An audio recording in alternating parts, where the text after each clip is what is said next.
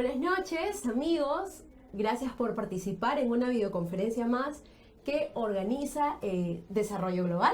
Mi nombre es Sofía Meléndez y ya me encuentro con el expositor Miquele Álvarez. Cuenta con 10 años de experiencia en lo que es contrataciones del Estado, es ingeniero de sistemas, se encuentra bien feliz aquí de estar con nosotros en línea, ha estado con nosotros hace ratito también comentándonos, ¿no?, acerca de cómo se siente. Y de verdad, aquí en Desarrollo Global nos capacitamos todos los viernes, así que están cordialmente invitados a poder participar cada viernes y hacer sus consultas. Hoy vamos a ver actos preparatorios, las últimas modificaciones, ¿sí? Así que el escenario es todo suyo, usted tiene aquí ya el PPT y cualquier cosa estamos para servirle. Adelante, por favor. Listo, buenas noches con todos. Agradezco la invitación al Instituto, al Centro de Capacitación y Desarrollo Global. Y en esta oportunidad voy a empezar a hablar sobre lo que son los actos preparatorios, que es la primera fase de lo que son las contrataciones del Estado. Bien, estamos viendo las diapositivas en pantalla, ¿correcto? ¿Por qué enfoco el tema del objetivo de la norma de contratación? ¿Cuál es el objetivo esencial de la norma de contratación? El objetivo de la normativa de contratación pública es maximizar el valor del dinero de las contrataciones que se realicen en las entidades del sector público. Esto es todo el dinero recaudado por nuestros impuestos, todo el dinero que va a las arcas del sector público tiene que estar maximizado para que se pueda invertir eficientemente y no sobre la marcha, ¿correcto? Entonces, ¿qué tiene que ver la parte de los actos preparatorios aquí? Los actos preparatorios se centran básicamente en lo que es la planificación. Esta es la palabra clave de lo que son los actos preparatorios, la planificación. Y como cada uno de nosotros tiene algún proyecto, alguna adquisición, para que salga bien, la planifica. Uno va a comprarse su carro, primero planifica qué modelo quiere, después ve alternativas en el mercado, compara alternativas, compara opciones y en base a eso puede decir que ha hecho su mejor compra, ¿no? Pero ¿qué pasa si uno no planifica? Si uno no planifica, simplemente compra sobre la marcha y no siempre va a ser la mejor relación de costo-beneficio, ¿no? Entonces aquí la planificación es fundamental para poder maximizar el valor del dinero. Y también que las contrataciones que se efectúen en forma oportuna y bajo las mejores condiciones de precio y calidad, tal como lo había mencionado hace un momento, a través de los principios de la normativa. Que bien, creo que ya los conocemos, los principios de la normativa son básicos. ¿Y a qué me refiero con que las contrataciones se realicen en forma oportuna? Las contrataciones se tienen que programar adecuadamente. Si yo voy a contratar algún evento que se va a desarrollar, por ejemplo, el 18 de noviembre, por decir una fecha así al azar, yo no voy a considerar empezar mi contratación una semana antes, ¿no? Porque la contratación pública sigue sus fases, ¿no? Y con la planificación adecuada podemos agendar bien las mismas contrataciones, podemos agrupar las contrataciones, porque también una práctica lamentablemente no muy usada en lo que es el sector público es no consolidar, no planificar. Y esa es una práctica lamentablemente muy común ahora, ¿no? Bien, continuando con las diapositivas. Acá tenemos un pequeño recordatorio de lo que son las fases del proceso de contratación. En esta oportunidad me compete hablar sobre lo que son los actos preparatorios o de programación de contrataciones. Repito, lo que son los actos preparatorios o de programación de contrataciones, la fase de selección y la fase de ejecución contractual. Bien, para hablar muy brevemente de cada una de las fases tiene un principio y cada una de las fases tiene un fin que empalma directamente con la otra. La contratación pública se basa en la atención de necesidades a lo que son los diferentes órganos, lo que son las diferentes oficinas usuarias de cada entidad. Entonces, las necesidades son plasmadas en lo que se denomina un requerimiento. El requerimiento es el documento, el mecanismo que contiene una necesidad para lograr un objetivo estratégico institucional. no se trata tampoco de una necesidad, digamos, sobre la marcha, ¿no? Supongamos, por ejemplo, por tomar alguna entidad así al azar, digamos una donde yo he elaborado, que es el Ministerio de Educación. El Ministerio de Educación, entre sus actividades, está, bueno, todos conocemos que la cancha del Ministerio de Educación es garantizar la mejora de la educación a nivel nacional, ¿correcto? Entonces, una vez que tienes claro qué es lo que vas a hacer, sigue la pregunta, ¿cómo lo vas a hacer? Y uno de los pasos, por ejemplo, que podemos determinar es a través de la distribución de material educativo, por ejemplo. Entonces, abocado a este objetivo estratégico que es la distribución del material educativo, viene la pregunta, ¿y cómo lo voy a lograr? Entonces, por ejemplo, para este caso del material educativo, primero tengo que contratar la impresión de este material educativo. Tengo que contratar el transporte de este material educativo y tengo que contratar la distribución de este material educativo. Bien, entonces para ir del caso de la impresión del material educativo, esto se ve plasmado en lo que es un requerimiento de contratación de servicio de impresión. Entonces con eso nace la fase de actos preparatorios, con un requerimiento. Y este requerimiento debe contener todas las características técnicas mínimas que en bienes se denominan especificaciones técnicas, ya deben haber escuchado ese concepto, y en servicios se denominan lo que son los términos de referencia. Una vez que tienes que el área usuaria, el órgano desconcentrado, la oficina de cada institución, emite un requerimiento, se lo pasa a lo que es el órgano encargado de contrataciones, para que se encargue propiamente, como su función lo dice, de contratar este requerimiento. Pero contratar este requerimiento lamentablemente no es como la administración privada. No es que uno elige una mejor opción así al azar al mercado. Simplemente ve opciones, contrata, le manda su orden de servicio y ya. No es así. La normativa de contratación pública tiene una serie de pasos, tiene una serie de etapas. Y para cada caso tenemos una fase de actos preparatorios. Una vez que ya tengo la fase de emitir el requerimiento, de concertar la necesidad a través de unas especificaciones técnicas o términos de referencia, lo que tiene que hacer el órgano encargado de contrataciones es recibir este requerimiento y analizar, revisar este requerimiento para que pueda buscar la alternativa en el mercado. Y a esto se llama la indagación de mercado. Y esta indagación de mercado tiene varios fines. El primero es determinar cuánto puede ser su valor referencial de este requerimiento, o también afinar algunas características de acuerdo a la necesidad. Por ejemplo, si yo, volviendo al caso de esta contratación de servicio de impresión de material educativo, el área usuaria, la dirección que lo pide en un determinado material, y la indagación de mercado determina que no hay ese material ya en el mercado, lo que tiene que hacer es afinar juntamente con el área usuaria para que se puedan modificar estas características técnicas mínimas, ¿no?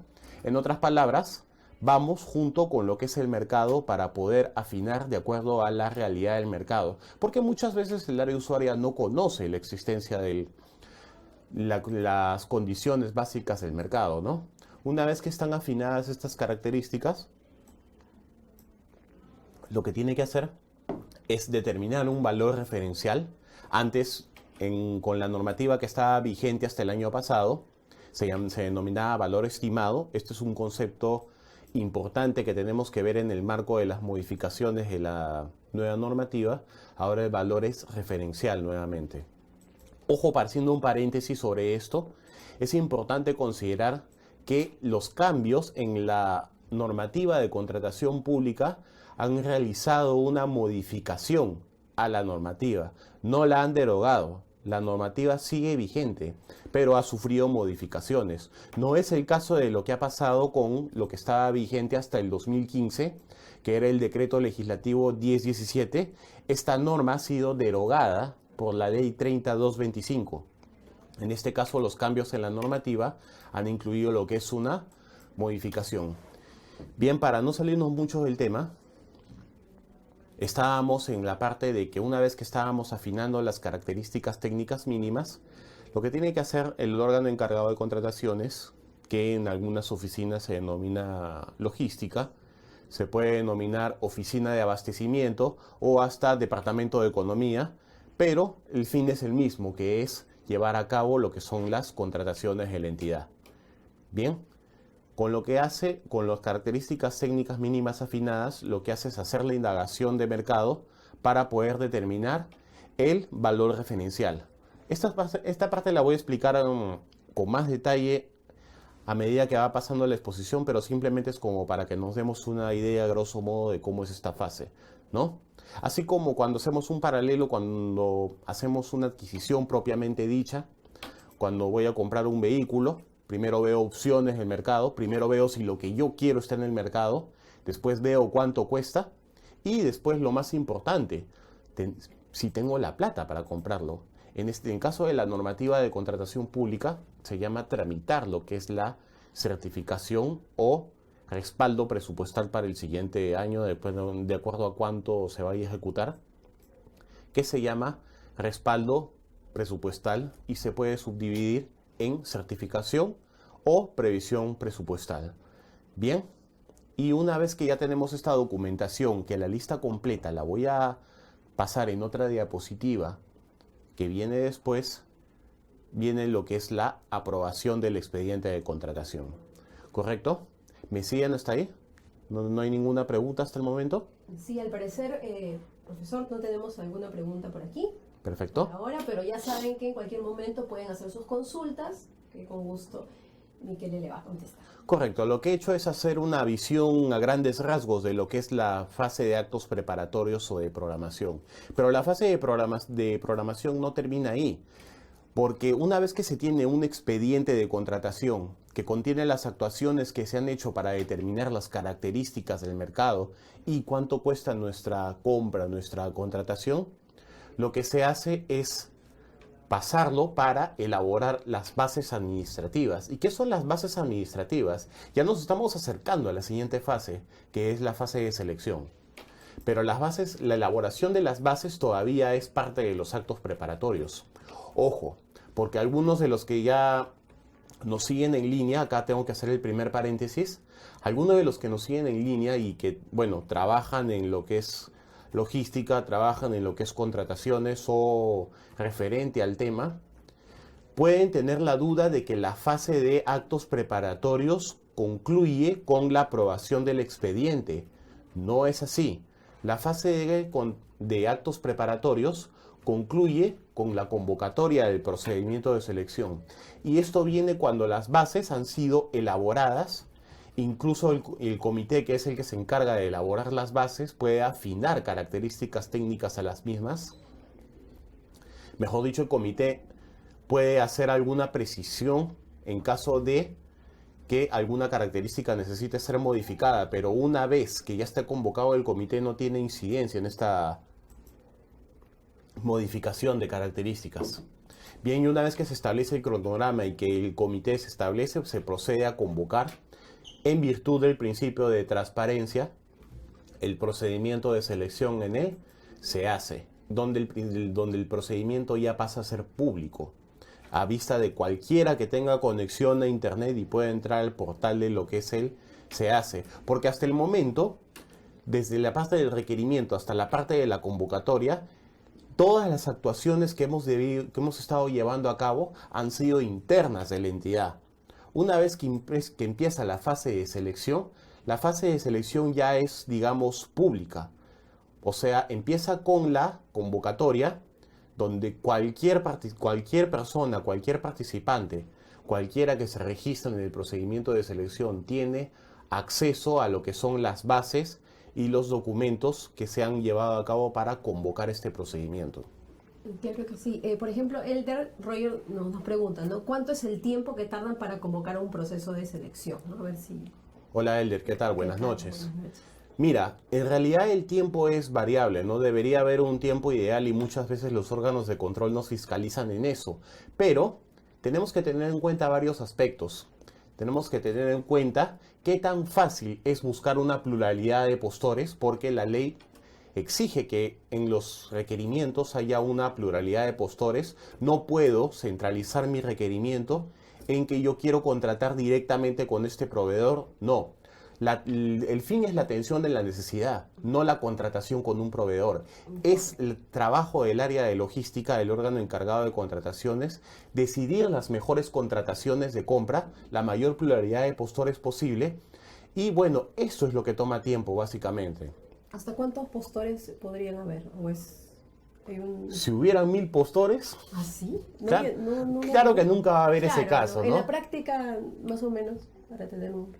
Bueno, te cuento, Sofía, que en la práctica pueden haber desde servicios que tengan o bienes que tengan 2 o 3 proveedores, postores promedio, hasta los servicios que tengan varios postores, proveedores. Te doy un ejemplo de cada uno. A ver, vamos a En ver. el servicio, por ejemplo, de una consultoría particular, ¿cuántas empresas consultoras hay en el mercado? Si bien consultoras hay bastantes, que tengan la especialización para hacer el servicio que yo quiero hacer, Y cumplan con los requisitos. Y cumplan eso con es los requisitos. importante.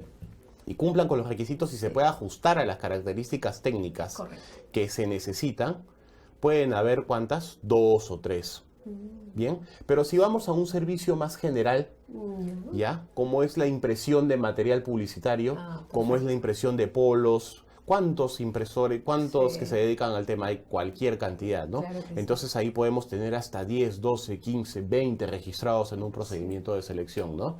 Pero sin desviarnos mucho de la pregunta, ¿cuánto puede demorar un procedimiento? Lo ideal es que un procedimiento promedio no demore desde la emisión del requerimiento hasta la convocatoria, no demore más de 20 días, ¿no? 20 días en promedio. Incluso ese procedimiento puede parecer un poquito exagerado, ese plazo, ¿no? Pero te comento por qué es lo que demora tanto. Primero, en que el requerimiento llegue al órgano encargado de contrataciones. Que el órgano encargado de contrataciones logística lo revise. Que revise si está de acuerdo a la normativa de contrataciones. Lamentablemente, puede parecer gracioso lo que voy a decir, pero lo raro de un requerimiento es que esté bien hecho. Por lo general siempre se Por lo observa. digamos. Así es, por lo general siempre hay Siempre observaciones o modificaciones. incumplimientos con la normativa. Eso es una parte muy importante que tenemos que tener en cuenta. ¿Ya? Las áreas usuarias tienen que hacer el requerimiento de acuerdo a lo establecido en la normativa de contrataciones, incluyendo plazos reales, incluyendo los requisitos de calificación que los voy a tocar después, acorde a la normativa. Y en esos ajustes y todo puede demorar unos cuantos días. Una vez que ya tenga las características técnicas afinadas, los días que me voy a tomar también para la indagación de mercado. Depende también de la respuesta del mercado. Sigamos con estos 2 ejemplos que he tomado, desde el más sencillo hasta el más un poco complejo, ¿no? Desde el más sencillo, que es la impresión de material publicitario. ¿Cuánto te pueden demorar alguien en presupuestarte este servicio? Digamos que máximo 3 días, ¿ya? Porque son características estandarizadas. 3, 2, hasta en el día puedes obtener tus cotizaciones. Pero en el caso de una consultoría más compleja, el contratista, la empresa que va a darle el servicio, antes de emitir una cotización, primero tiene que hacer una estructura de costos interna, un análisis de personal, una evaluación si lo va a poder llevar a cabo el servicio o no. Y eso también toma un tiempo que demora como respuesta al mercado, ¿no? O sea, la parte de estudio de mercado, dependiendo de la complejidad, en pocas palabras, puede tomar desde unos 3 hasta, digamos, unos 15 hasta 20 días. Eso sin contar, ojo, Elder. Sí. Ojo, Elder. Eso sin contar algo muy común también en las instituciones públicas. ¿Y qué es esto? Que en plena indagación del mercado, por reajuste de objetivos institucionales o por alguna estrategia, el área usuaria decida modificar las características. Correcto. Entonces, ¿qué nos compete a nosotros como órgano de contrataciones? Empezar de cero, porque ya lo que tenías como lista de características ya no te sirve. Tienes que lanzarte nuevamente con las características actualizadas. En el mejor de los casos será una modificación. Justamente hace un momento he visto servicios que llegan hasta la versión 10 de los términos de referencia. Imagínate, ¿cuánto puede demorar ese estudio de mercado? Si hago memoria un poco, este servicio que te estoy contando como ejemplo, ya tiene 2 meses y todavía no se convoca. ¿Y por qué? Porque el área usuaria está ajustando y ajustando y ajustando. O hay contravenciones a la norma, o hay cierta resistencia a la modificación de características técnicas. ¿Ya? Perfecto, muchas gracias. Elder, muchas gracias. Elder, muchas gracias. Sí, sí, sí. Espero haber absuelto tu consulta. Sí, ¿Hay alguna otra nos consulta acaba por de ahí? agradecer. A ver, otra consulta por aquí, vamos a ver. Bueno, ya están. A ver, Gabriela Soledad. Si gané la buena pro y no entrego los bienes, ¿qué sucede? ¿Me anulan o me dan un plazo para entregar los bienes? Aquí nuestra amiga Gabriela.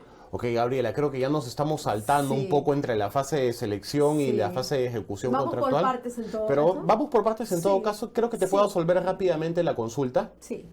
¿Ya? Las condiciones básicas de contratación establecen plazos para entregar los bienes, ¿correcto? Y en los rangos se establecen penalidades. Si hay retrasos en la entrega de los bienes, las fórmulas que están consignadas en las bases empiezan a regir para aplicar una penalidad. Y eso significa un descuento en lo que te van a pagar, en lo que estaba pactado inicialmente en tu contrato. Las penalidades significan descuentos en los que van a pagarte. Pero ojo, saltándonos un poco de la fase de actos preparatorios, ojo con... ¿Cuál era tu consulta bien? O sea, si gané la buena pro y Sí, no si la entrego los anulaban, bienes, ujú. ajá, Si la según- anulaban o te dan un plazo. Así es. Bien, justamente empezamos con el segundo caso. Te dan un plazo. muy Pero el bien, plazo Gabriela. ya está regido a penalidades, ¿correcto? Pero si entre las penalidades, entre el monto máximo que acumulas en penalidades y es el 10% de tu contrato, ahí nos saltamos a tu primer caso, en tu primer supuesto que pusiste, que es te anulan tu contrato, te resuelven tu contrato por haber acumulado el tope máximo de penalidades, ¿no? Bien, Gabriela, gracias. A ver, ¿hay alguna otra consulta? Sí, bueno. En el Facebook también tenemos consultas. Bueno, Vince, por ejemplo, hace alusión al ejemplo de los materiales educativos, ¿no? Ok, Vincent, ¿cómo estás? A ver, siempre en estos casos, o de servicios de impresión puede ser... A ver, voy a tratar de ver la pregunta porque creo que lo he escrito bastante rápido, a ver si me ayuda, A profesor. ver, déjame ver. Sí, vamos a revisarlo. A ver, la leo. En el Sí. caso de su ejemplo, los materiales Sí. educativos, siempre en Esto. estos casos el servicio de impresión Impresión. puede ser como la Adquisición adquisición de de bienes con determinadas especificaciones técnicas Sí. según Es un requerimiento. comentario, ¿no? Bueno, Por supuesto, sí. Vincent. Sí. He dado un ejemplo, ¿no? Claro. En el caso de la impresión de los materiales educativos es cuando necesitas tener ciertos libros, cuadernos de trabajo a medida. Pero también se puede hacer la adquisición de algo existente, ¿no? Perfecto. Una más para luego continuar. Ujú. A ver, José. Hola, José, ¿qué tal? ¿Cómo Buenas estás, noches. José? Buenas noches. Para la ejecución del acto se debe ¿se hay disponibilidad presupuestal? Correcto. Sí, Me imagino que te refieres claro, a la ejecución del acto preparatorio, ¿no? Claro que sí. Y justamente estábamos tocando este tema hace un momentito cuando te hice el paralelo de la compra de un vehículo para vehículo. cualquier ciudadano de a pie. Primero eliges el vehículo que te gusta, el vehículo que mejor satisface tu necesidad y luego ves lo más importante, si tienes plata. Porque muchos de nosotros soñamos, ¿no? Sí. Yo quiero un Audi, yo quiero un Mercedes-Benz, Pero pero, el me miro, presupuesto es limitado. pero me miro el bolsillo y solo tengo para un Volkswagen Escarabajo, ¿entiendes? Sí. ¿Ya? En este caso lo que se llama es la certificación presupuestal, que es el documento que respalda que tienes recursos para llevar a cabo esta adquisición. Entonces, en el contexto de la pregunta, ¿De José? si hay disponibilidad presupuestal, está consignado en el documento de certificación presupuestal. Certificación presupuestal si lo vas a pagar en este año. Si lo vas a pagar en el siguiente año, se llama previsión presupuestal. Previsión. En todo caso, ambos casos se llaman respaldo presupuestal. En la previsión y en la certificación Así es. son respaldo, se le llama respaldo. Algo así como cuando nosotros vemos si tengo respaldo en la billetera, ¿no? Sí, sí, sí. Muy bien, muchas gracias. Entonces Ok. podemos seguir con la ponencia. Gracias. Correcto. Nos habíamos quedado en lo que es la convocatoria del procedimiento de selección y es ahí donde empieza la fase de selección, viéndola brevemente, que contiene la etapa de la convocatoria, las consultas, las observaciones que puedan tener a las características técnicas de las bases, cuando presentas tu propuesta, cuando declaran un ganador y dónde acaba la fase de la selección. Otro error común también es que algunos piensan que la fase de selección acaba cuando ya dan un ganador, cuando dan el otorgamiento de la buena pro. Otros dicen que cuando la fase de selección acaba es cuando ya esta buena pro está consentida, pero en ninguno de los dos casos acaba la fase de selección. La fase de selección acaba con el paso completo a la fase de ejecución contractual, que se plasma con la firma del contrato. ¿Y por qué con la firma del contrato y no con el consentimiento de la buena pro? Porque una vez que ya tienes un ganador y está consentido, ¿qué sigue? Le pides tus documentos para suscribir el contrato y lo puede traer, como que se dan casos en que no lo trae o no lo trae completo o con alguna deficiencia. Entonces, ¿qué pasa? El contrato no se suscribe y tienes que seleccionar al segundo mejor postor, ¿no? Y por eso, en cierta manera, regresamos a la fase de selección hasta que haya un ganador consentido y que ya haya firmado contrato. Y con la firma del contrato, con la suscripción del contrato, empieza la fase de ejecución contractual, que es la última fase de la contratación pública. Bien, y la última fase de la contratación pública acaba cuando, una vez que ya se han recibido las prestaciones del servicio y ya se han pagado todos los entregables, o si es un solo pago al final del servicio, esta fase acaba cuando ya se ha llevado a cabo la conformidad y cancelación del último entregable. No cuando me entrega el último bien, el último entregable, o cuando me cumple con el servicio. ¿Por qué? Porque el tema también de varias entidades es que una vez que ya se ven satisfechas con la necesidad, se demoran varios días con la entrega de la conformidad. Y la conformidad es el documento que, bueno, su nombre lo dice, que estás conforme con el servicio, que estás conforme con la prestación, y eso permite que lleven a cabo tu pago. Con el pago de la última prestación, de la última parte, de lo ultimito de la contratación, es cuando acaba la fase de ejecución contractual y por ende acaba las 3 fases de la contratación. Esta es una visión a grandes rasgos de lo que es la contratación pública. Y ahora nos vamos a centralizar así a forro a lo que es la fase de programación y actos preparatorios. Bien, ahora sí lo vamos a ver a más detalle. La fase de actos preparatorios había dicho que empieza con el requerimiento, como lo pueden ver en su pantalla. ¿Nos están viendo en pantalla las diapositivas? Por supuesto, estamos viendo aquí en pantalla toda la diapositiva. Correcto, pero ¿por qué en la diapositiva estamos viendo una parte previa que se llama PAC?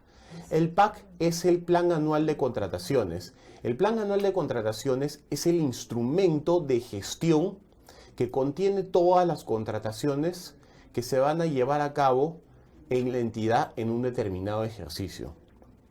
Bien, algunos nos preguntan si esta contiene las que son mayores o menores a 8 UIT. No, el PAC centraliza todas las contrataciones que se van a llevar a cabo mediante procedimiento de selección, las que son mayores a 8 UIT. Y es el instrumento que las consolida, que no solamente contiene la nomenclatura de esta contratación, sino también el valor estimado, porque al principio es una estimación del valor de cada contratación, y una vez que la contrates va a pasar a ser valor referencial. El valor estimado de cada contratación, la fecha aproximada de cuándo se va a llevar a cabo esta contratación. ¿Y para qué? Para que hay una facultad del titular de la entidad, que es supervisar la ejecución del PAC.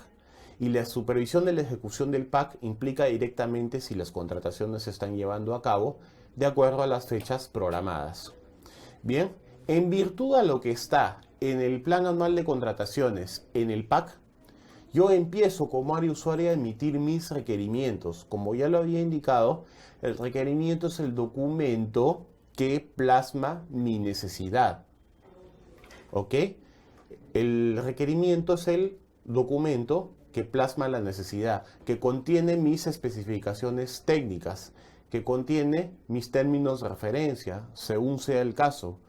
Una vez que tengo el requerimiento y que hayan llevado a cabo los ajustes correspondientes, el órgano encargado de contrataciones, como ya lo había indicado, procede a lo que es la determinación del valor referencial. Ojo con el concepto de valor referencial. Hasta el año pasado, este valor se denominaba valor estimado y era reservado. Ahora el valor ha vuelto a denominarse en relación con la anterior normativa, valor referencial, y vuelve a ser público a vista de cualquier participante que se pueda inscribir o simplemente ver el proceso de selección en él se hace. Lo que habíamos visto en una pregunta anterior, aquí viene la parte de la certificación de crédito presupuestario o previsión presupuestal, que en pocas palabras es el documento que contiene tu respaldo económico, que vas a tener los recursos necesarios para poder llevar a cabo tu contratación. Bien, la fase de actos preparatorios continúa todavía. Continúa en la aprobación del expediente de contratación, que es lo que habíamos mencionado hace un momento. Una vez que se aprueba el expediente de contratación, se conforma un comité de selección. Los que conocen el concepto les sonará lo que era comité especial. En uno de los cambios de esta normativa se denomina ahora comité de selección, pero en pocas palabras es lo mismo que hace el comité especial, ¿no? ¿Y por qué pongo acá en la diapositiva el órgano encargado de contrataciones? Porque según la envergadura del proceso, puede llevarse a cabo en algunos casos directamente por la oficina de logística, por el órgano encargado de contrataciones, más que nada en el caso de la subasta inversa electrónica. Bien, y de ahí seguimos con los documentos del procedimiento. ¿Cuáles son los documentos del procedimiento? Según lo que habíamos tocado hace un momento, más que nada, además de las actas de instalación, las actas de elaboración de las bases, el principal documento del procedimiento de selección vienen a ser las bases administrativas en su versión inicial, porque en la fase de selección, una vez que se recogen todas las consultas, observaciones y precisiones que tengan que ver de acuerdo a la interacción con los postores que se inscriben al procedimiento de selección, vienen a darse a cabo las bases integradas, pero esto ya es parte de otra fase. Y en la fase de actos preparatorios, como ya lo había mencionado, concluye con la convocatoria. ¿Y qué es la convocatoria? Simplemente lanzar el proceso en el sistema electrónico de adquisiciones y contrataciones del Estado. Se hace. Y esto, una vez que ya está lanzado, ya puede ser de vista pública para cualquier participante o cualquiera que tenga alguna conexión a internet y quiera ver el procedimiento, ¿no? Michele, ¿qué le parece si le damos respuesta aquí a algunas consultas en el Facebook? Nos están escribiendo, de verdad, está bien interesante su ponencia. A ver, de Joel, es un poquito larga la consulta. Hola, pero Joel, de todas ¿qué maneras tal? te vamos a ayudar, claro que sí. A ver, buenas noches, Joel. Tengo una hola, consulta, nos dice. En las bases estandarizadas para la adquisición de bienes LP, solo contemplan como requisito de calificación la experiencia del personal clave, solo cuando el sistema de contratación sea, a ver, aquí creo que sea clave, no entiendo muy bien aquí. Sí, claro. Claro. A ver, la paso a leer si gustas. A ver, ¿Dónde ver. está? Sí, es que tenemos tantas consultas, de verdad, que una fila de consultas, de verdad que, a ver si la encontramos. Uy, se perdió, no me digan, no puede ser. Vamos a ver.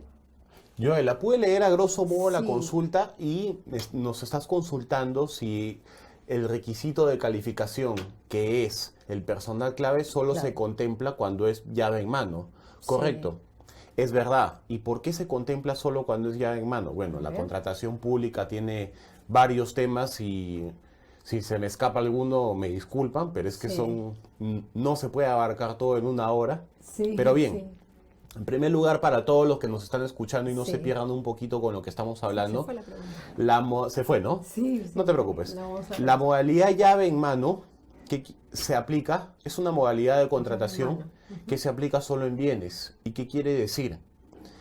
Que los bienes que vas a contratar, tú puedes contratar bienes así como lo que había mencionado, que son los libros, que son los materiales de trabajo, que son mobiliario, computadoras, donde tú compras tus bienes y empiezas a trabajar con ellos. Pero, ¿qué pasa si alguna adquisición de bienes contempla con la compra e instalación de un equipo muy especializado? Bien. Cuando contemplas la compra de un equipo muy especializado, generalmente ni el área usuaria lo sabe instalar, Entonces, ¿qué tienes que incluir en tu contratación? Que este servicio incluya la instalación, ¿correcto? ¿Nos entendemos hasta ahí?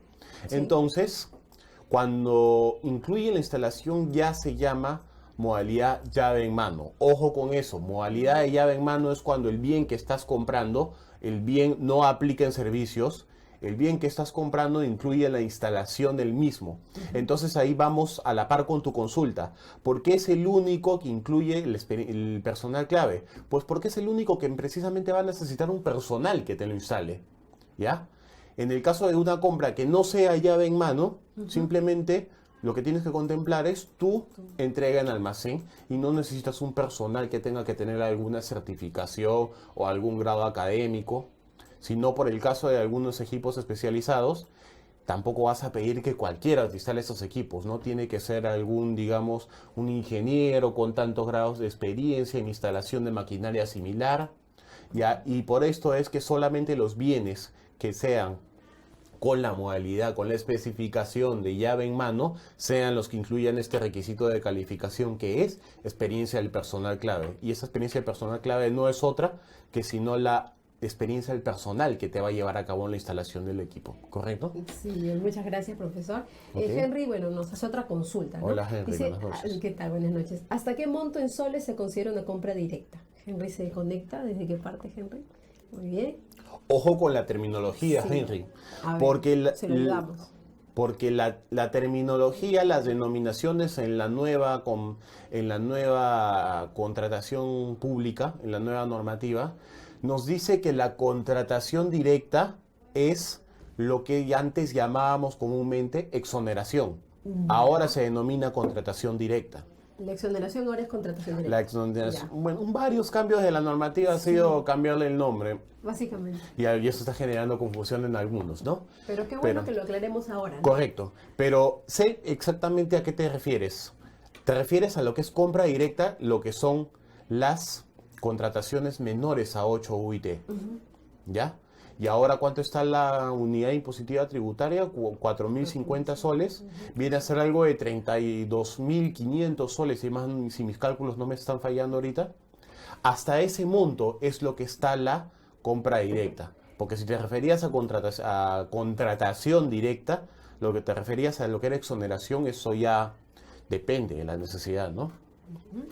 Muy bien, entonces podemos proseguir, ¿no? Por supuesto, ¿o hay más preguntas? Sí, a ver, hay más preguntas. A ver, son tantos, de verdad. Se Sí. conectan de todos lados. Llave en mano también en obras. A ver, se ejecuta la obra y se entrega funcionando. Correcto. Sí, claro, en Así Franklin, ¿no? El comentario. A ver. Lo que pasa es que no hice la precisión de obras porque la consulta nos venía Sí. mencionando por qué está el factor de evaluación de personal clave en la contratación de bienes, ¿no? No era el caso de las obras. Claro. Y una más antes de seguir. A ver, ¿el monto del pack tiene que ser el mismo en el requerimiento o hasta cuándo? Dice. ¿Hasta cuánto ¿Hasta puede variar? Puede variar. Ah, ya, ¿Y quién no, nos no. hizo la consulta, Nuestra Elizabeth? amiga Elizabeth. Hola, Elizabeth, ¿qué Ah, tal? ¿hasta cuánto Mira, puede en variar? relación a lo que está programado en el plan anual, lo ideal sería que sea el mismo monto que está programado, ¿no? Cuando sea tu requerimiento. Pero tú usas el plan anual de contrataciones Sí. para programar tu adquisición. Pero hay que ser sinceros, nadie tiene una bola de cristal para saber si efectivamente lo que has valorizado Se va a costar costando. va a costar igual a la hora de que lleves a cabo tu contratación. O si las condiciones de mercado han cambiado. O si algunas prestaciones sean necesario incluirlas. Por lo tanto, lo que está programado en el plan anual de contrataciones es un monto referencial que tiene que ir acorde, eso sí, no puede dispararse mucho de lo que es tu requerimiento en sí. Ya vamos a ver más tarde casos de modificación, supuestos de modificación del plan anual de contrataciones. Bien, ahora seguimos porque si no nos gana sí. el tiempo. Por favor, adelante. Correcto.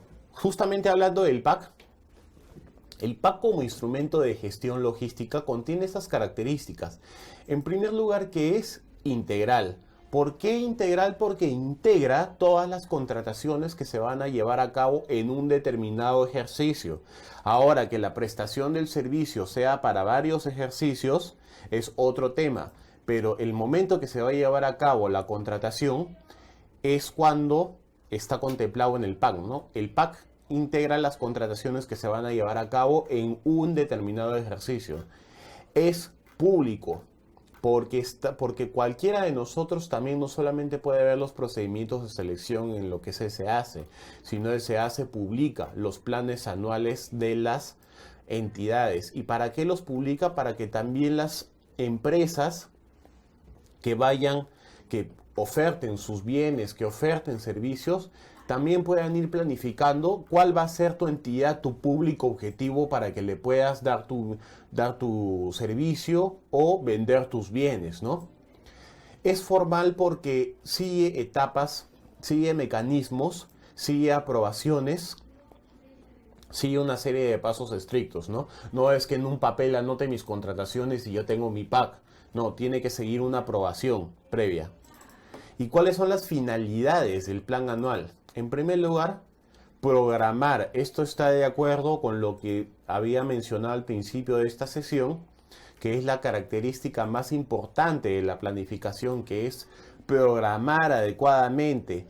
Una vez que ya mencioné los pasos de la contratación pública, teniendo en cuenta cuánto puede demorar cada paso, tú tienes que programar tu servicio, tu adquisición, tu contratación, para que el servicio se lleve a cabo en la oportunidad de vida. Si uno va a programar, por ejemplo, una fiesta de cumpleaños, supongamos, un quinceañero para alguno de nuestros hijos, o, bueno, hijos no, hijas, ¿no? En este caso.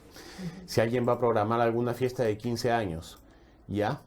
Y si necesito entre ellos una torta que me va a demorar 2 semanas en hacerse, no voy a llamar por teléfono para que me hagan esa torta una semana, ¿no? El quinceañero, porque no voy a llegar sencillamente. Visto este ejemplo así a grosso modo, tenemos que programar nuestras contrataciones para que se lleven a cabo en la oportunidad de vida de satisfacción de la necesidad.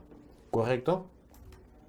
La finalidad también es de difundir para que estas contrataciones puedan ser vistas por cualquiera que tenga acceso al plan anual de contrataciones.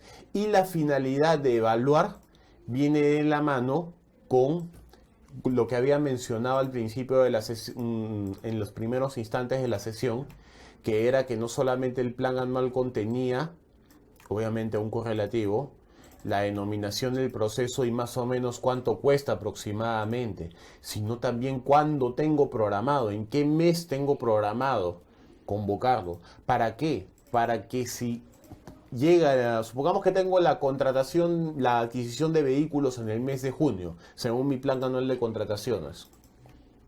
Llega junio, que es el mes que está contemplado en el plan anual, y ni siquiera el área de usuario me ha alcanzado mi requerimiento.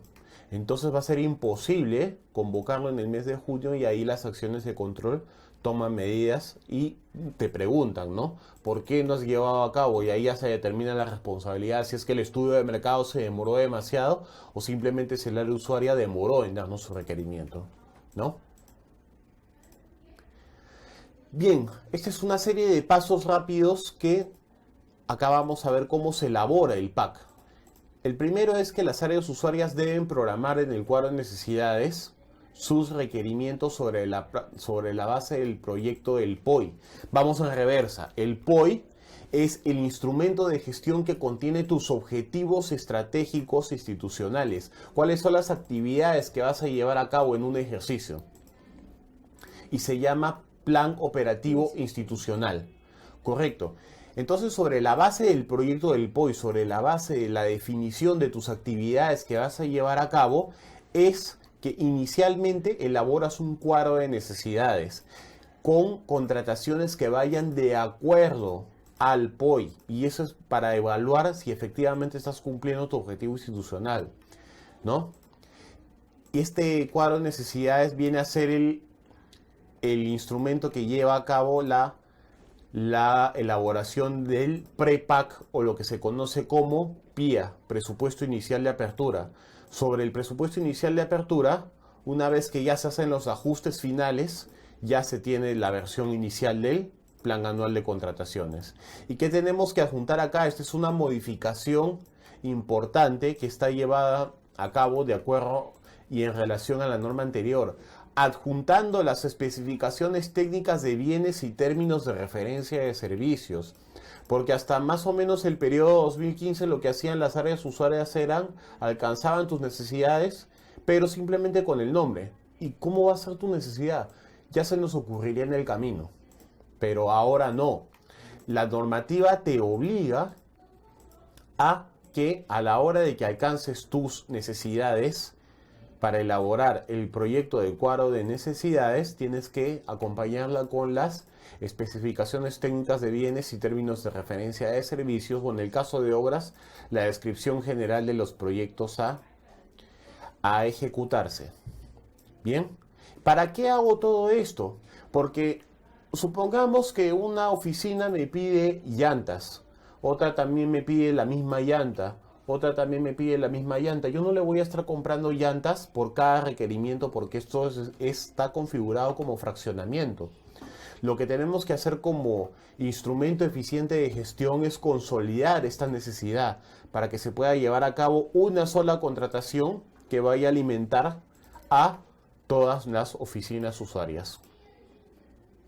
Bien, para elaborar el cuadro consolidado de necesidades, logística en coordinación con el área usuaria consolida y valora las contrataciones, que ya hemos recibido los términos de referencia, las especificaciones técnicas. Entonces lo que hace la oficina de logística es consolidar estas contrataciones y valorizarlas. Continuamos. Antes de la aprobación del proyecto de presupuesto final de la entidad del área usuaria, efectúa los ajustes a sus requerimientos programados en el cuadro consolidado de necesidades y remite los requerimientos priorizados, en base a lo cual se elabora el proyecto del PAC, y también hace la filtración de los que corresponden a lo que es procedimiento de selección. Bien, para elaborar el proyecto del Plan Anual de Contrataciones, logística, el órgano encargado de contrataciones, como se denomine, en coordinación con el área usuaria, debe determinar el valor estimado de las contrataciones. Ojo con esto, porque según la nueva normativa, la normativa ya le da responsabilidad al área usuaria sobre la elaboración correcta de sus términos de referencia. ¿Y a qué viene esto? Las áreas usuarias no tienen claro muchas veces su término de referencia. Lo que coloquialmente se conoce como no sabe lo que quiere. Quiere esto, pero no sabe las características. Cualquier cosa que pasaba, que logística lo vea. Que logística tenga las características. Total es su chamba de ellos. No, la nueva normativa de contratación pública hace hincapié en que las oficinas usuarias son las responsables en la elaboración de sus términos de referencia. Aprobado el presupuesto, el órgano encargado de contrataciones en coordinación con el área usuaria ajusta el proyecto del PAC. Y acá vemos en esta diapositiva, no sé si la estamos viendo en pantalla. Es correcto, lo estamos viendo en pantalla. Ya.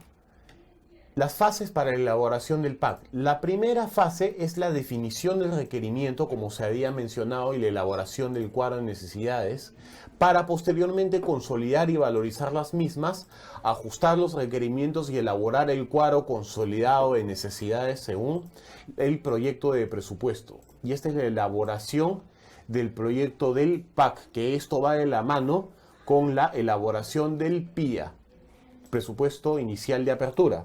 Este es en un primer momento de la elaboración del PAC. El segundo momento, que se debe llevar a cabo dentro de los 15 días hábiles siguientes de la elaboración del proyecto del PAC, es que el PIA, que contiene esta elaboración de proyecto, se apruebe y se ajuste para que finalmente se dé el proyecto de la versión inicial del PAC.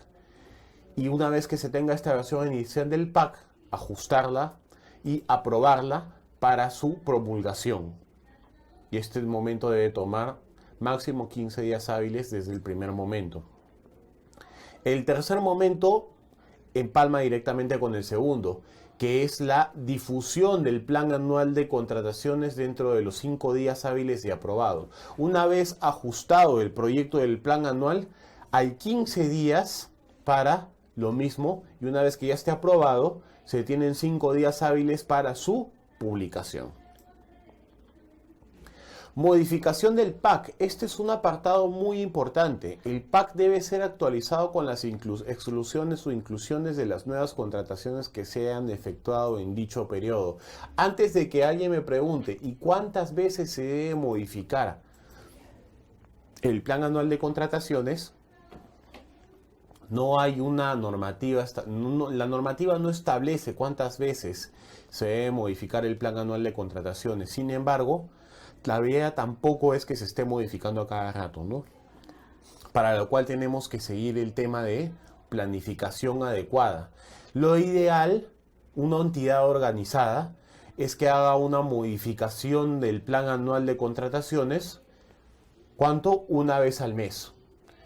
Ahorita a estas alturas del año estamos noviembre, deberíamos estar en la modificación número 11 del plan anual de contrataciones. Mejor dicho, modificación número 10 porque sin contar la versión inicial, ¿no? Que es la que se lanza generalmente en la primera quincena del mes de enero, que es cuando se lanza la versión inicial del PAC. Pero ¿a qué me llevo esto? A que hay entidades que en mes de junio, de julio, ya están en la modificación número 50 del plan anual de contrataciones, y eso que refleja una desorganización total, ¿no? Bien, ¿en qué supuesto se puede modificar el plan anual de contrataciones? Esto es muy importante y lo voy a ver rápidamente, sin embargo, con el detalle correspondiente. El plan anual de contrataciones se modifica para la inserción, la inclusión de nuevas necesidades que no hayan podido ser programadas, ojo, en la medida de lo posible que no hayan podido ser programadas para la versión inicial del plan anual de contrataciones. Y lo digo ¿por qué? Porque hay entidades que por una falta de planificación adecuada no han programado su plan anual de contrataciones adecuadamente y lanzan un plan anual de 20 procesos o procedimientos, como se llama ahora, según la nueva normativa. Sin embargo, le hacen tantas modificaciones que al final el plan anual termina con 200 procesos. Y de 20 a 200, una cosa es incluir las nuevas necesidades y otra cosa es tener una cantidad de modificaciones que refleja una total desorganización, ¿no? O también cuando, y esto va de la mano un poquito con la pregunta que nos hicieron hace un momento, ¿qué tan diferente puede ser el valor consignado en el plan anual de contrataciones con el valor que te arroja el estudio de mercado? No tiene que ser igual, ojo, no puede ser igual en la mayoría de los casos. Pero una de las causales de modificación es cuando supongamos que yo contraté un determinado servicio, la adquisición de un bien, por un procedimiento de adjudicación simplificada. Pero sin embargo, la nueva reprogramación o las condiciones reales del mercado a la hora de hacer el estudio de mercado me determinan que mi contratación no va a ser una adjudicación simplificada, sino una licitación pública o un concurso público. Entonces, cuando ya la modificación del tipo de procedimiento de selección va acorde con lo que estaba en contraste con lo que estaba programado en el plan anual de contrataciones, es una causal para la exclusión del procedimiento que estaba programado y la inclusión del nuevo procedimiento que incluya el nuevo tipo de procedimiento de selección. Y otra causal también que lleva a la modificación del plan anual de contrataciones es la exclusión de procedimientos de selección. Puedo excluir algún procedimiento de selección generalmente cuando desaparece la necesidad. Yo programé mi necesidad a principio de año, pero por modificación de objetivos institucionales ya no voy a llevar a cabo esta contratación de servicio. Entonces, cuando ya no la voy a llevar a cabo, ¿qué debo hacer? Notificar a la oficina de logística para que lleve a cabo tramite la exclusión de este procedimiento en el plan anual de contrataciones. Y en relación con el seguimiento de la ejecución del plan anual de contrataciones, ¿quién es el responsable de llevar a cabo ese seguimiento? El titular de la entidad. El titular de la entidad, como vemos en pantalla, es responsable de supervisar y efectuar el seguimiento al proceso de que se haya llevado a cabo una planificación eficiente, que se haya formulado eficientemente el plan anual de contrataciones, la aprobación y sobre todo la ejecución oportuna del PAC.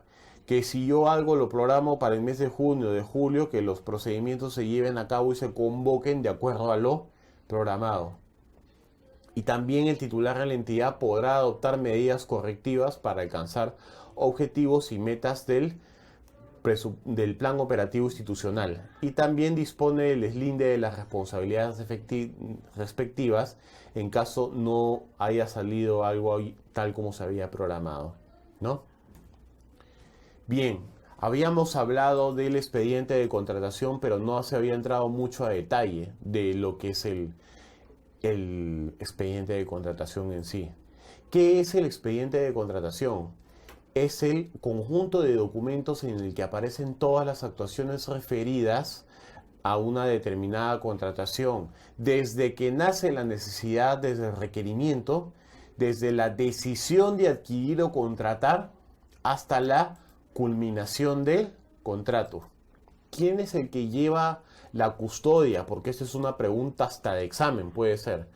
¿Quién es el que lleva a cabo la custodia del expediente de contratación? Es la oficina de logística, el órgano encargado de contrataciones. Es el que debe llevar a cabo un expediente del proceso de contratación en el que se debe ordenar, archivar, preservar la documentación que respalda las actuaciones realizadas, y esto debe llevarse a cabo con un orden.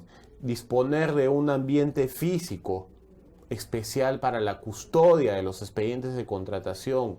Ojo, aquellas entidades que caminas por los pasillos y ves hasta expedientes de contratación tirados en el piso y ni siquiera bien ordenados. Al contener el expediente de contratación el ordenamiento de todas las actuaciones referentes al procedimiento tiene que estar completamente ordenado y señalizado, desde el requerimiento del área usuaria hasta el cumplimiento total de las obligaciones derivadas del contrato. Y eso es lo que habíamos visto cuando culmina la fase de ejecución contractual. Incluía las incidencias de recurso de apelación y los medios de solución de controversias desde la ejecución contractual. Es cuando termina hasta lo último, hasta que ya se haya llevado a cabo la conformidad y el último pago, ¿no? Bien, las demás dependencias de la entidad deben facilitar copia de las actuaciones relevantes para mantener el expediente completo, tales como comprobantes de pago, los resultados del mecanismo de solución de controversias y todos los documentos que respalden cada una de tus actuaciones en el expediente. El órgano encargado de contrataciones tiene a su cargo la custodia de este expediente de contratación, tal como lo había mencionado. ¿En qué parte, en qué etapa el órgano encargado de contrataciones no es cuando tiene la custodia? En la etapa en el que dicho periodo la custodia está a cargo del comité de selección. ¿Y cuándo es esto? Cuando el proceso está en la parte de convocatoria, en la fase de procedimiento de selección. En la segunda fase de la contratación, el expediente de contratación pasa de la custodia del órgano encargado de contrataciones al comité de selección. Bien, no sé si hay alguna pregunta hasta ahí. Sí, bueno, de Flor Moraima. ¿Qué Hola, sucede? Flor. ¿Qué tal, Flor? ¿Qué sucede si bien de control interno y en logística no existen los expedientes de los procedimientos? ¿A quiénes se le debe sancionar? ¿Qué tal, Flor? Solucionando tu consulta Sí, rápidamente. por favor. A la parte encargada, ¿no?, de lo que es en la oficina de logística, si es la programación, si es la parte de procedimientos o la parte de ejecución contractual, la oficina de control institucional te da un plazo para poder absolver, digamos, una observación, un hallazgo, un requerimiento de información. Si no le das la información, si no está la documentación, no puedes respaldar tu respuesta al órgano de control institucional y por lo tanto acarrea las responsabilidades correspondientes, ¿no? A ver, ¿alguna otra? A ver, ¿alguna otra pregunta? Creo que también es de Flor. De Flor, a ver, ¿qué sucede? Bueno, también sobre sanción, ¿no? ¿Qué sucede si el titular no supervisa el PAC y tampoco delega, dice? Y así la entidad no cumple con lo programado, ¿a quién se le sanciona? ¿A quién se le sanciona? En primer lugar al titular de la entidad, el órgano de control, por no cumplir con su función de supervisar el plan anual. Y luego al órgano encargado de contrataciones y a los funcionarios que estén directamente involucrados con la ejecución del plan anual de contrataciones. Bien, ¿hay alguna otra? A ver, ¿existe fraccionamiento en caso de contratar servicios de impresión por un monto mayor a las 8 UITs con distintos proveedores. A ver, nuestra amiga Angeli. A ver, ¿cuál era la pregunta? Aquí existe fraccionamiento en el caso de contratar servicios de impresión Por un monto mayor a las 8 UITs con distintos proveedores. Ojo con esto, Nayeli. Sí. La normativa anterior de contratación Sí. decía que el fraccionamiento, el concepto de fraccionamiento lo voy a tocar en unas diapositivas después. La normativa anterior decía que el fraccionamiento era cuando tú evadías simplemente las actuaciones, los procedimientos de un proceso grande para hacer varios procesos chicos.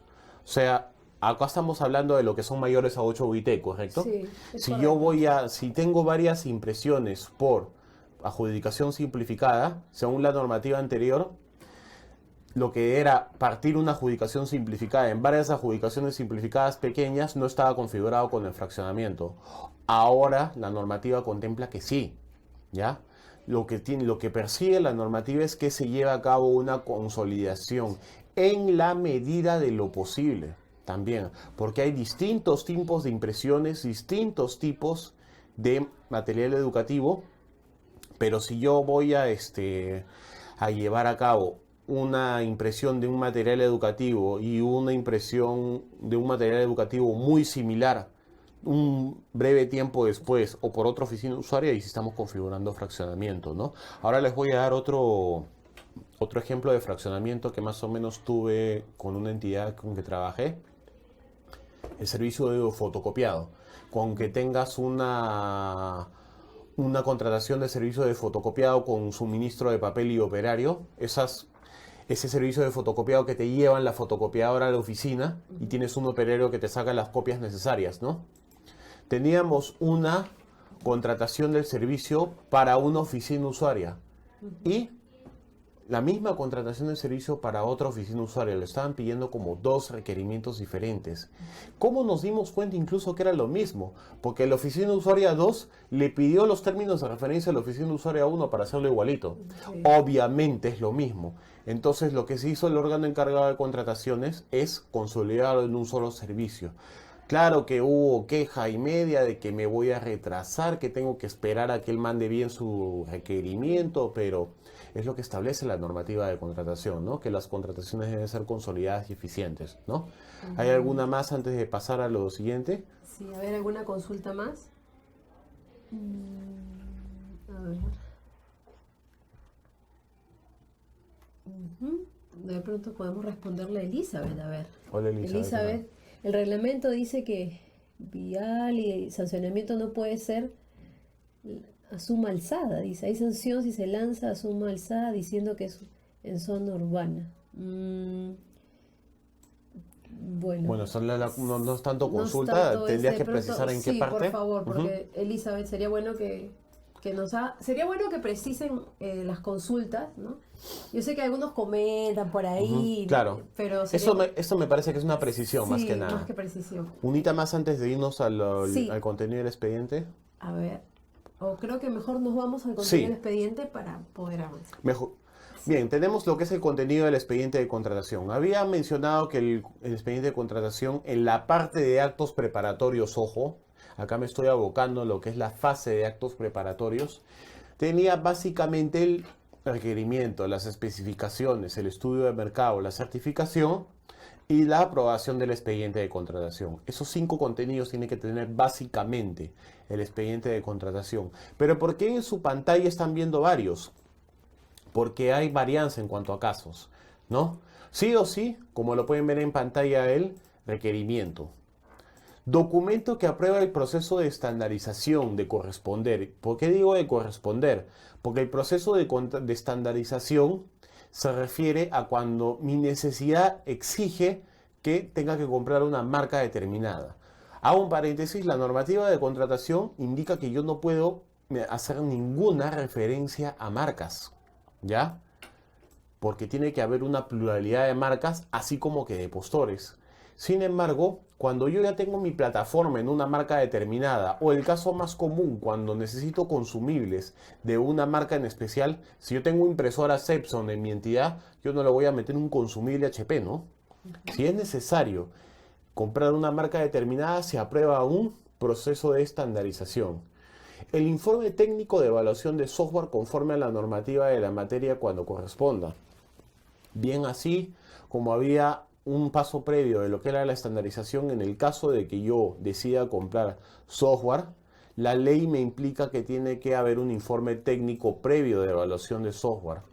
¿Y por qué? Porque mi decisión de comprar determinado software tiene que ir respaldada con una evaluación adecuada entre varias alternativas de software que puedan cumplir el mismo objetivo y ver con una determinada evaluación y puntaje cuál es el software más conveniente para la entidad. No es porque yo quiera comprar determinado software porque sí, sino porque hay una evaluación previa. El estudio de mercado y su actualización cuando corresponda.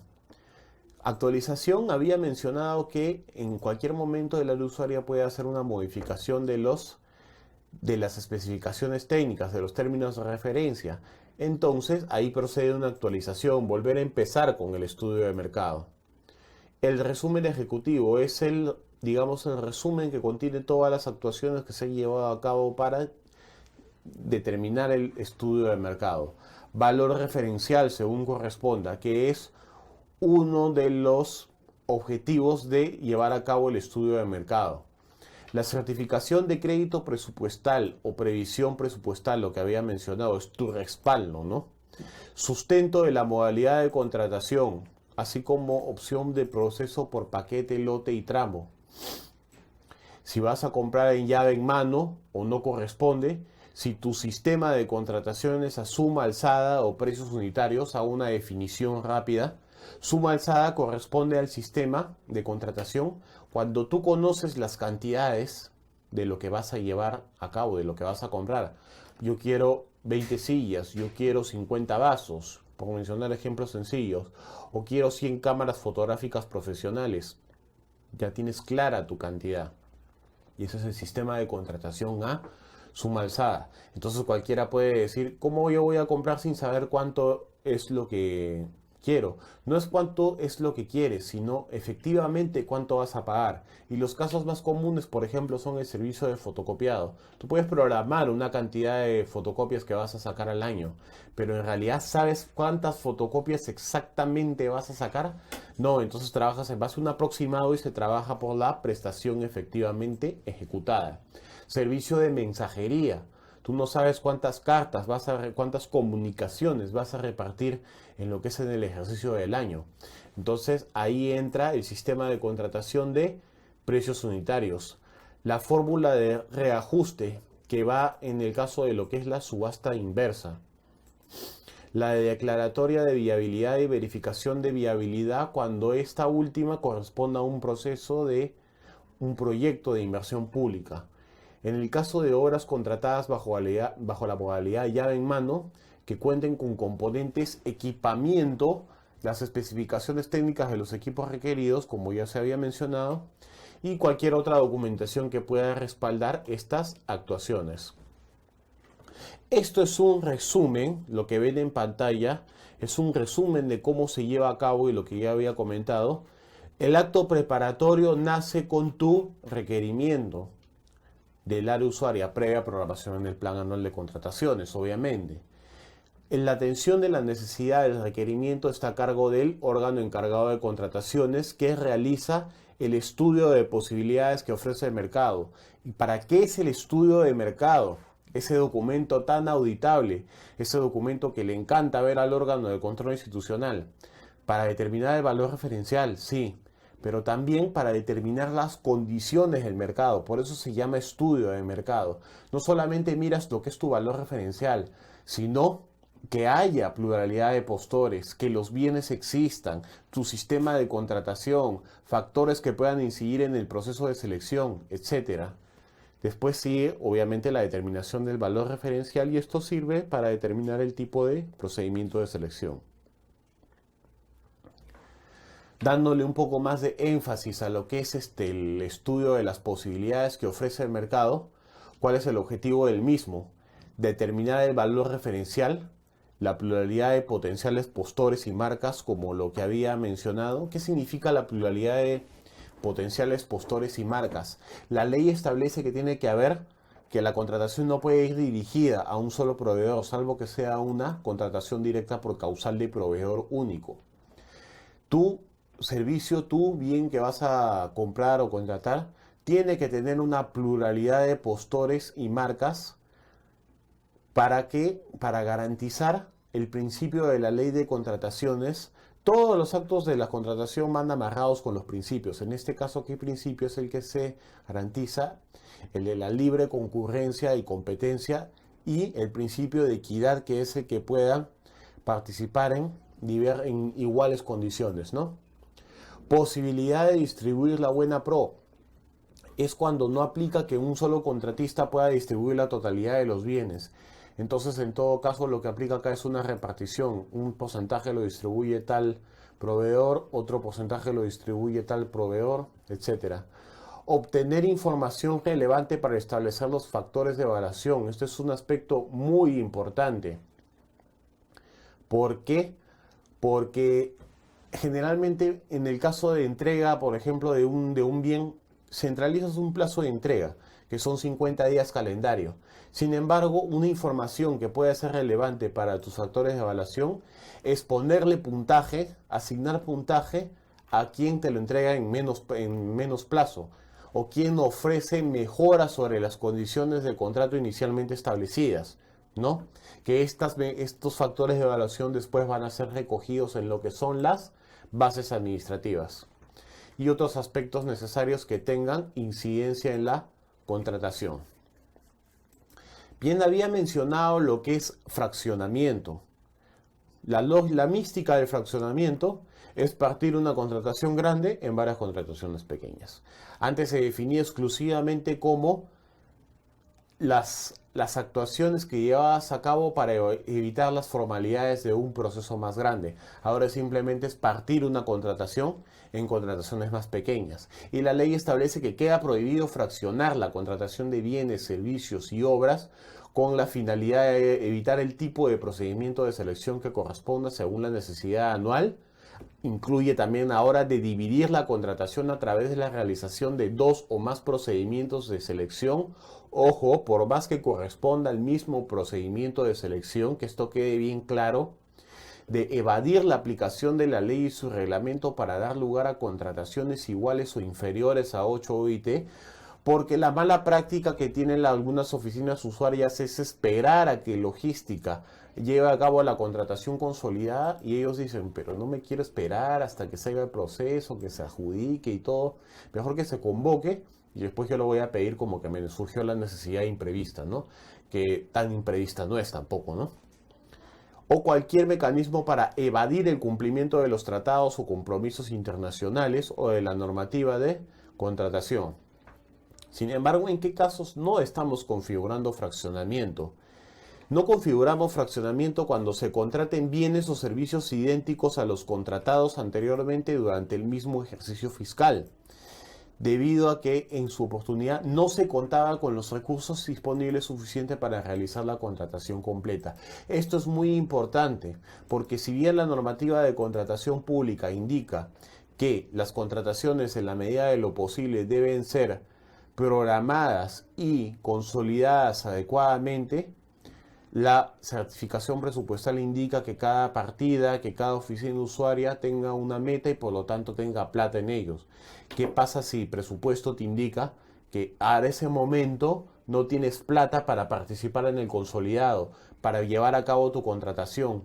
Entonces tu contratación con el respaldo correspondiente la puedes llevar a cabo después, y esa es una causal que puede justificar tu contratación posterior, y ahí no estás incurriendo en fraccionamiento.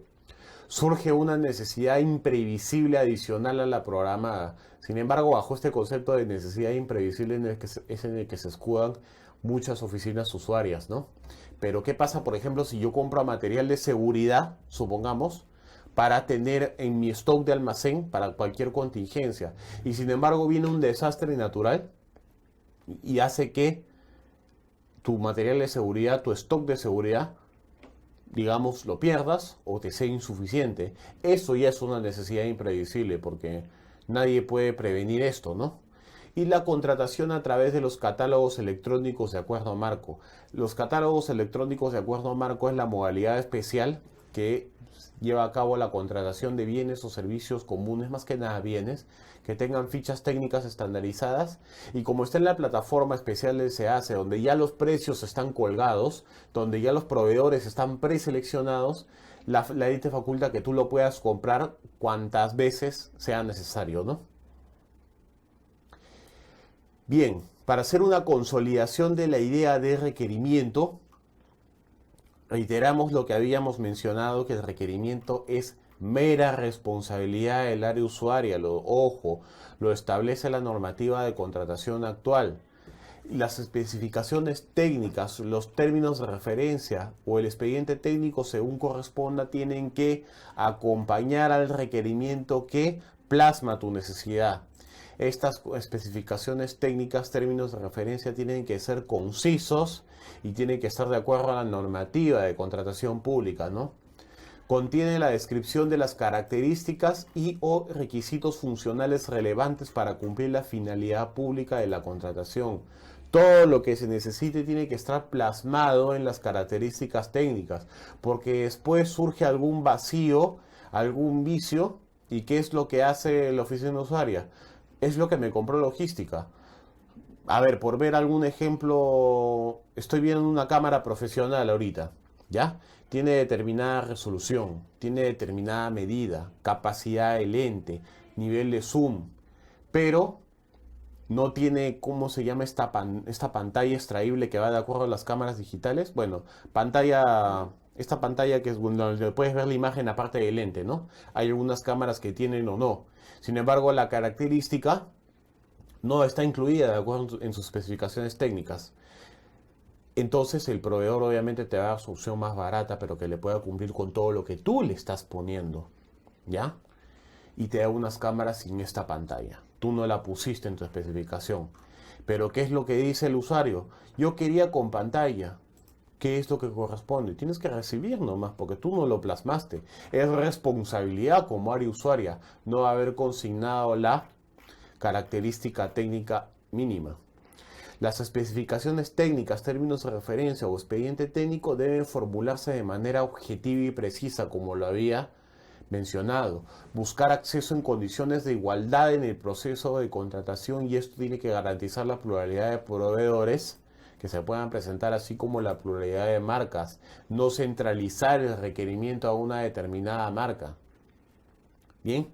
¿Qué más tenemos? Que las entidades del Poder Ejecutivo que formulen políticas nacionales o sectoriales están facultados a uniformizar requerimientos a través de un proceso de homologación. Rápidamente explico qué es esto.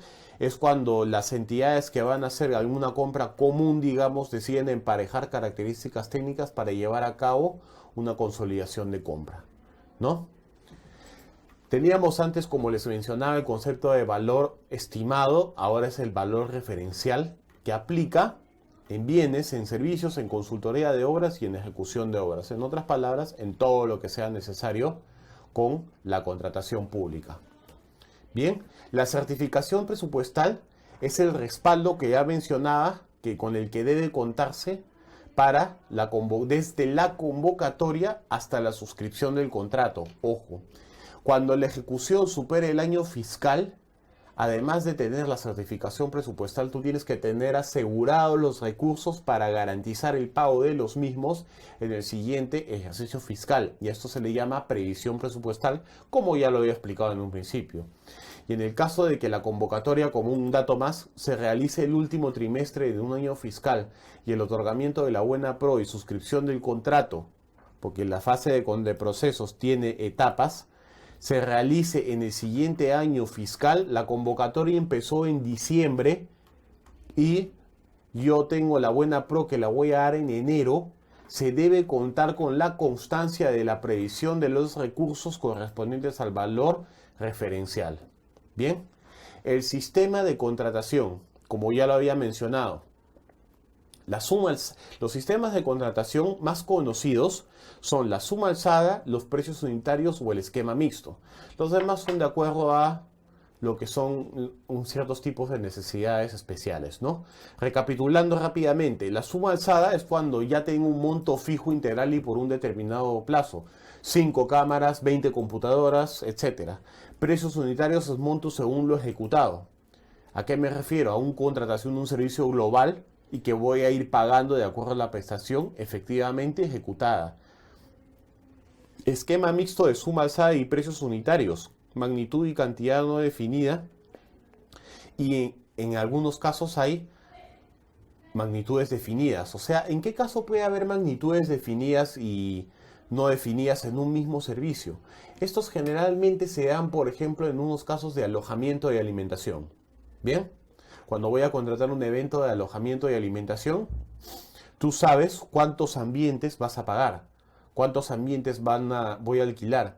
Incluso ustedes saben que cuando vayas a separar una reserva en un hotel, por más que no vaya la persona, ojo, tienes que pagar la habitación porque tú ya la has reservado, vayas o no vayas.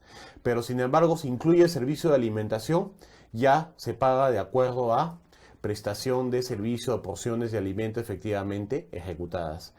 Bien, y otras modalidades que vamos a ver muy brevemente son las tarifas en base al tiempo, tarifas para los consultores, en base a porcentajes para lo que son las cobranzas y recuperaciones y en base a honorarios fijos y comisión de éxito para lo que son los servicios. Ahora tenemos la designación del comité de selección. Bien, no sé si hay alguna pregunta hasta acá o continuamos. Sí, por favor. Sigamos en todo caso con la ponencia y ya luego respondemos unas 2 o 3 consultas más. Correcto. La designación del comité de selección. El comité de selección es el ente, es una conformación de un presidente y 2 titulares más, que son los que van a llevar a cabo la conducción del proceso de selección, ¿no? En licitación pública, concurso público y selección de consultores individuales, la entidad designa un comité de selección para cada procedimiento de selección. En estos 3 casos, licitación pública, concurso público y selección de consultores individuales, obligatoriamente debe llevar a cabo un comité de selección. Sin embargo, las veces el comité de selección la puede hacer el órgano encargado de las contrataciones en el caso de que sea subasta inversa, electrónica, la adjudicación simplificada, la comparación de precios y la contratación directa. Y en el caso de la subasta inversa electrónica y en la adjudicación simplificada, la entidad puede designar un comité de selección o puede llevarlo a cabo por el órgano encargado de contratación. Eso es facultativo en la entidad, ¿no? La conformación del comité de selección, que es el que va a elaborar las bases para concluir con la etapa del acto preparatorio, son de 3 miembros, de los cuales uno obligatoriamente debe pertenecer al órgano encargado de contrataciones y por consiguiente tiene que estar certificado por el OCE y por lo menos uno debe tener conocimiento técnico en el objeto de contratación, salvo que estamos hablando en el tema de contratación de obras, consultoría en general y consultoría de obras, donde la ley establece que son 2 los que tienen que tener el conocimiento técnico. Entonces acá lo último es si preguntan si la entidad no tiene la gente con el conocimiento técnico. ¿Qué pasa si la entidad no tiene el conocimiento técnico? Puede contratar a un experto independiente, a un especialista para que sea parte del comité de selección. Rápidamente vemos esto. ¿Quiénes no pueden ser miembros del comité? Obviamente el titular de la entidad, porque no puede ser juez y parte. Todos los servidores públicos que tengan atribuciones de control o fiscalización. Los servidores que por disposición normativa o delegación hayan aprobado el expediente designado el comité de selección, aprobado documentos de procedimiento o tengan facultades para resolver el recurso de apelación. Estos 3 que he mencionado se basan en la misma causal. Uno no puede ser juez y parte de un proceso de selección, ¿no? O procedimiento, como se conoce. ¿Cuáles son los documentos del procedimiento de selección? Como los que había mencionado. El principal son las bases. Ahora cuando existan los documentos de precalificación, las invitaciones para presentar las soluciones técnicas o las expresiones de interés en el caso de la selección de consultores individuales, el contenido mínimo, acá está, ya lo habíamos mencionado, que son la denominación del objeto, las especificaciones técnicas, valor referencial para recapitular, la moneda en el que se está contratando el procedimiento de selección, la modalidad de ejecución de llave en mano si no corresponde, el sistema de contratación, si está suma alzada, precios unitarios, si es que ahí va fórmula de reajuste, costo de reproducción de las bases, criterios de calificación, criterios de evaluación, instrucciones para formular las ofertas en el caso de que corresponda, las garantías aplicables, las demás condiciones contractuales y la proforma del contrato cuando corresponde. En otras palabras, todas las actuaciones que tengan que ver con el procedimiento. Las solicitudes de expresión de interés del procedimiento de selección debe contener la denominación del objeto de la contratación, términos de referencia, el formato de la hoja de vida, los criterios y el procedimiento de calificación y evaluación y las instrucciones para formular las expresiones de interés. Y bien, con esto damos por terminada la ponencia hasta la fase de lo que son el proceso de selección, ¿no? Damos paso a las preguntas en este momento. Sí, a ver, Miquel, me parece, bueno, el tiempo siempre corre, Vuela. no se espera, pero de verdad ha sido una excelente ponencia. Creo que faltarían más sesiones incluso para abordar este tema. Solo eso es lo que uno está viendo, ¿no? Porque sí, siempre salen consultas así que sí, claro que sí, que abordan temas que no están contemplados inicialmente, ¿no? Claro. La contratación pública aborda infinidad de temas, ¿no? Es correcto. A ver, vamos a responder a ver quién puede ser. Vamos a ver, es que tenemos tantas preguntas en el Facebook de todas partes del Perú. A ver, y el otorgamiento se realiza. A ver, vamos a ver. A ver, de nuestra amiga Jacqueline Saavedra, en el último trimestre puedo convocar un procedimiento cuya ejecución se realice, se realice en el año fiscal siguiente, solo con previsión. A ver, a nuestra amiga Jacqueline, vamos a ver, y el otorgamiento se realiza, a ver, creo que vuelan, se mueve a cada rato, a ver. Pues. Sí. Para consolidar tu consulta, habíamos mencionado que cuando el otorgamiento de la buena pro vaya a ser el próximo año, tú tienes que tener tu previsión presupuestal, que una vez que es la buena pro, antes de eso, cuando ya empiece el ejercicio fiscal siguiente, el CIACE te va a pedir que ya esta previsión presupuestal se haya canjeado por la certificación correspondiente. Ojo, terminando de responder tu pregunta, no es que tú vayas a hacer todos los actos del procedimiento de selección desde la convocatoria, la buena pro en un año y empezar el próximo. No, para que se dé esta figura, la buena pro la tienes que dar en el ejercicio fiscal siguiente.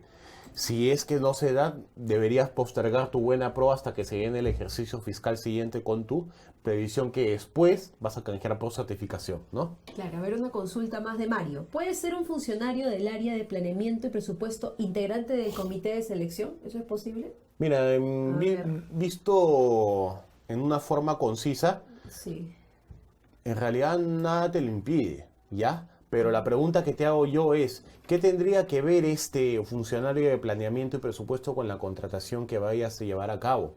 Si es una contratación que ellos sean el área usuaria, obviamente que tiene que haber alguien de planeamiento y presupuesto como miembro del comité que tenga el conocimiento técnico necesario.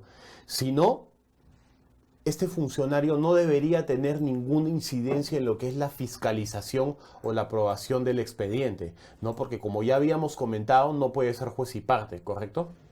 Sí, claro que sí. De verdad, Miquele, hay muchas preguntas, hay muchas consultas, pero definitivamente vamos a tenerlo en una siguiente sesión o otras más.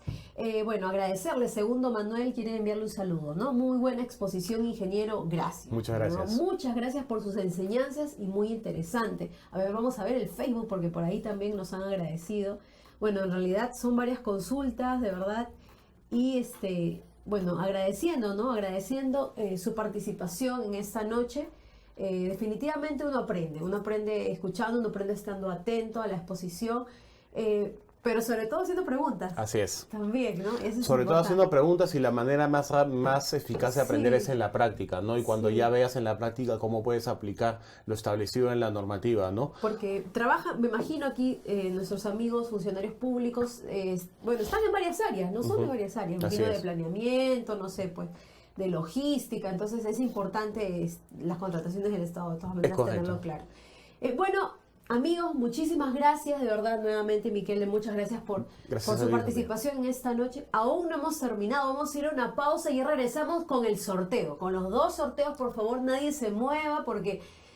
Vamos a ver quiénes serán los afortunados que se lleven el curso virtual de contrataciones del Estado, la beca, mejor dicho, totalmente gratis, este curso, y también el de planeamiento estratégico. Así que vamos a una pausa, por favor, para preparar todo y empezamos con el sorteo. Listo. ¿Sí? Mucha suerte Muchas para gracias. todos. Muchas gracias. Éxitos. Vamos a una pausa, ya regresamos.